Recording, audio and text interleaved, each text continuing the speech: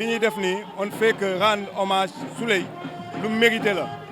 quelque chose ba nga xam ne lu mu mérité la lu mu liggéey Gandiaye la te bàyyi na fi la nga xam ne day rester à jamais moom moo loo tax ASC bi jël choix bi ñëw tuddee ko lamb bi c'est tout à fait normal mu tuddee ko parce que au-delà de son engagement pour Gandiaye Souleymane aussi était un membre de l'ASC Ndox mi un membre actif il a eu à représenter voilà l'ASC au niveau de la zone ci yu bëree bëri mu nekk un acteur de développement contribuer lu bëree bëri ci projet yi nga xam ne ASC bi am na ko voilà lii je pense que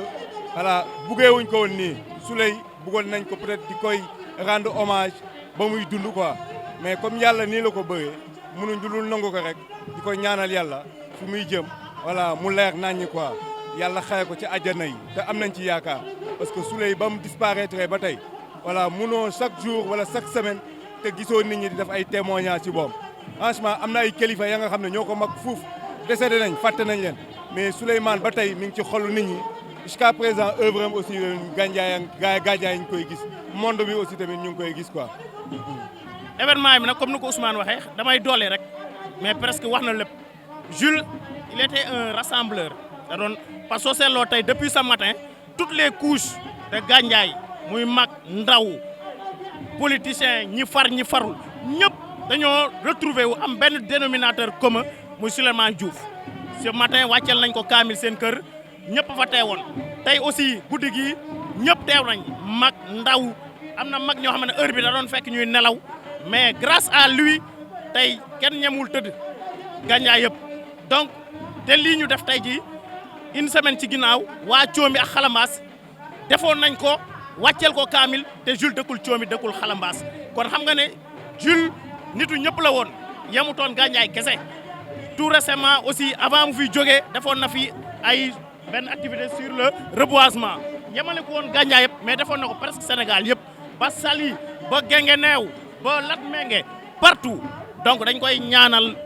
yàlla xaree ko àjjana lépp lu ñu ñaan depuis ce matin kaamil bi ñu ko wàcceel ak kaamil bu yeneen jeune wàccee woon nekk si yeneen localité yàlla na ko yàlla nangu Jules je pense que du jóg si xel yi du jóg si xol yi ba faw ñu ngi leen di sant di leen di gërëm. waaw bés bi dama ciy kontaan donc comme li nga wax li nga terminé noonu rek parce que man lam moom d'habitude du ma ciy ñëw sax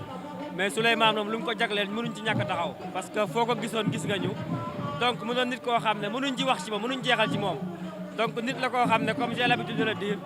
donc dafa teel a matal donc nit dina dund 100 ans du matal sax mais moom à bas âge dafa matal lu mu waral matal yëpp ci àdduna bi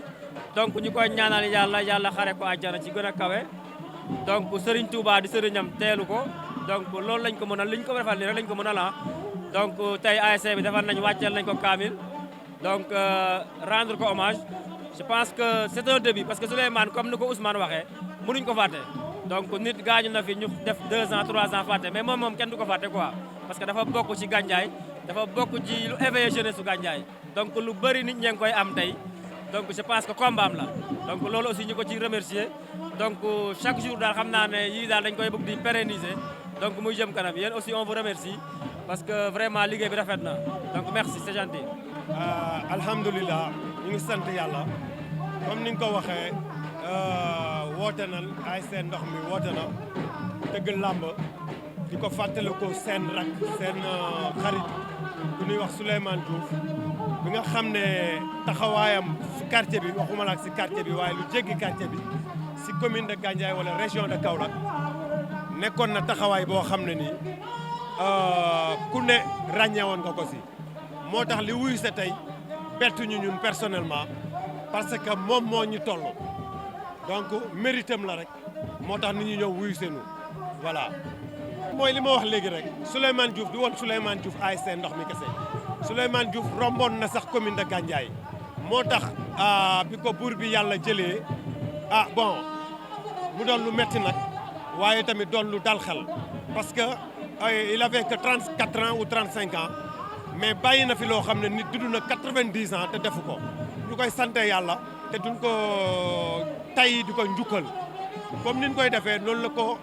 les villages environnants de Gandiaye di ko defee et au-delà même de l'arrondissement de Ngothie waaw donc du si sant yàlla bu baax di ñaan yàlla mu ñuy may kattan ak xel buñ koy mun a defee éternellement ba yàlla def ñu fekk ci kaw voilà. incha allah ñu ngi ñaan yàlla mu may ñu kattan ak tal buñ koy def di ko defaat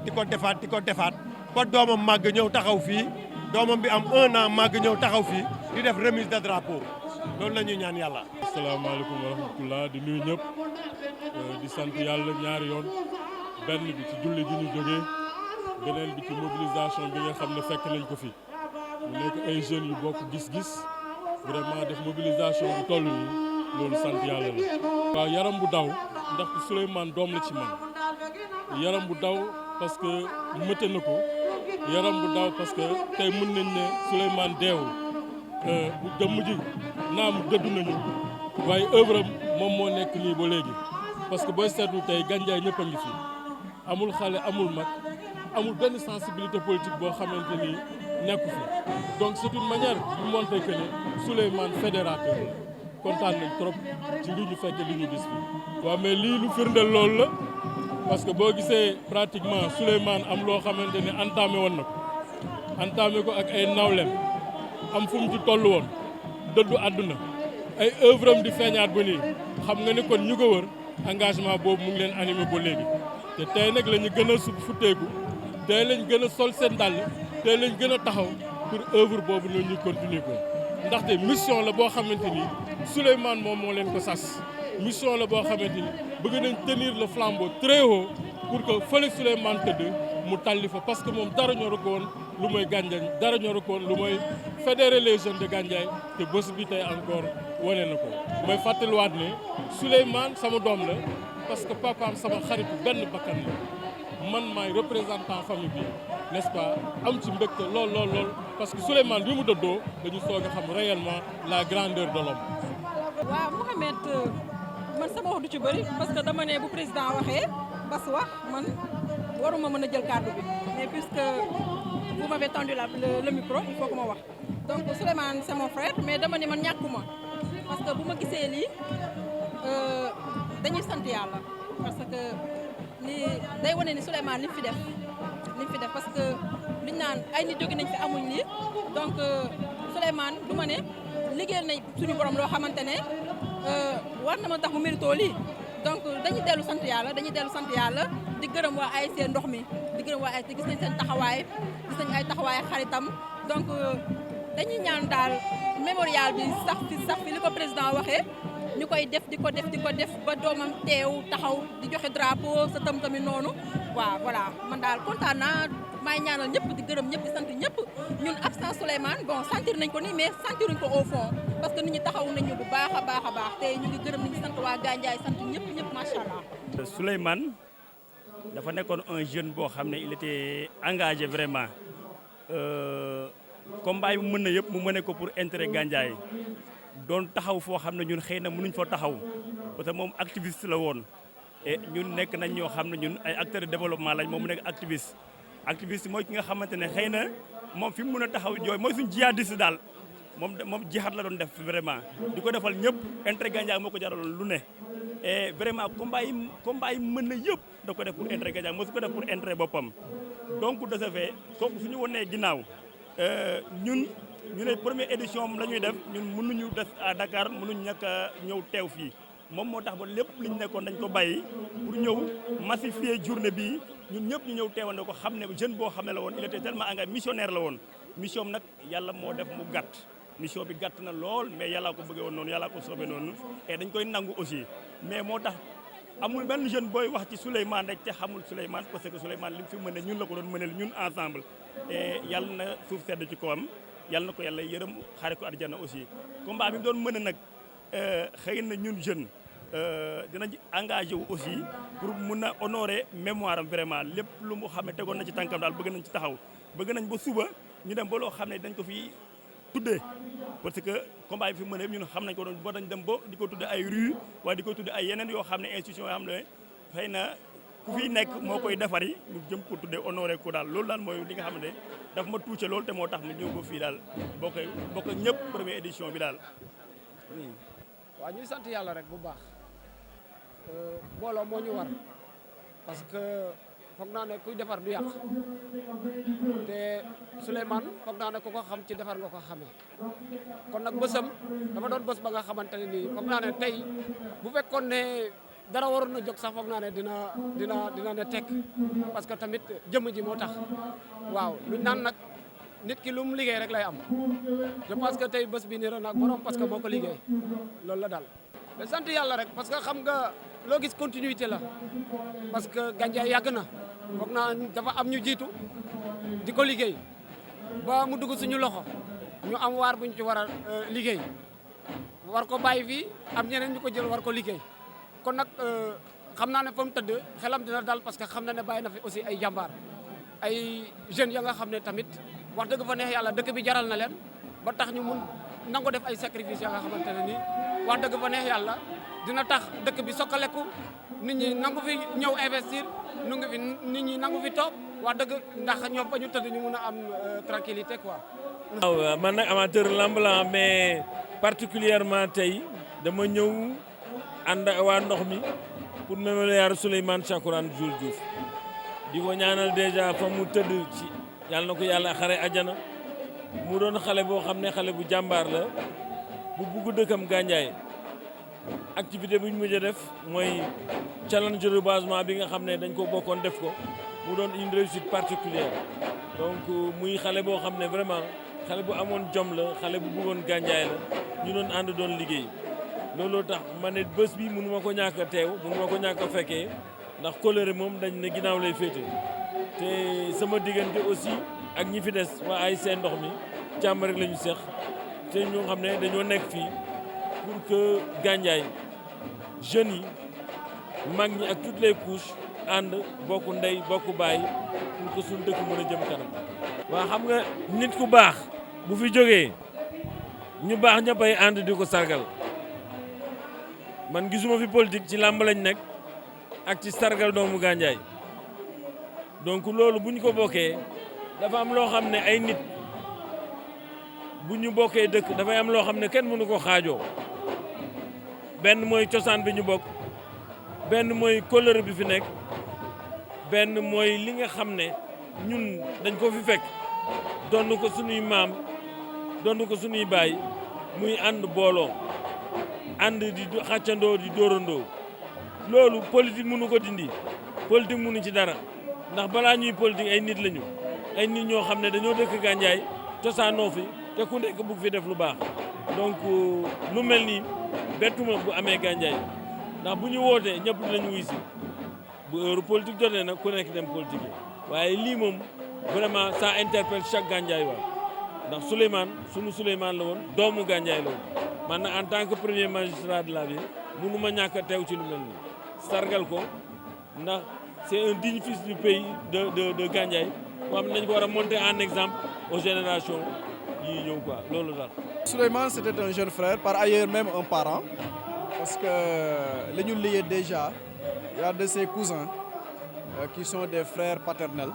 yoo xam ne donc j'étais lié à lui par le sang mais en dehors de tout ça aussi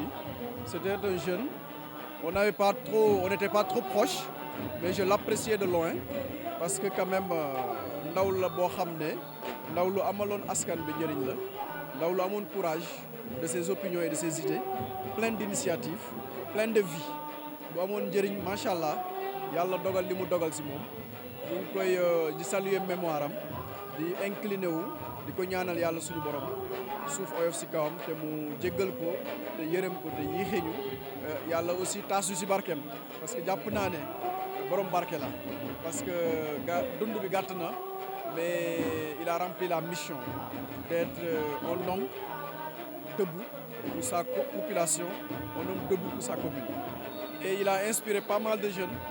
dans l'engagement du leadership. Et ça, c'était très important. L'image bi gën a des sama mémoire pendant qu'il préparait la campagne de reboisement, il s'était déplacé jusqu'à chez moi pour me convier à ça, sensibiliser moi, échanger. Vraiment un homme plein d'idées, enthousiasme, vivace. Ce qu'on regrette est qu'on l'a arraché de notre affection très jeune, à l'âge de fleurs. Vraiment, c'est un regret.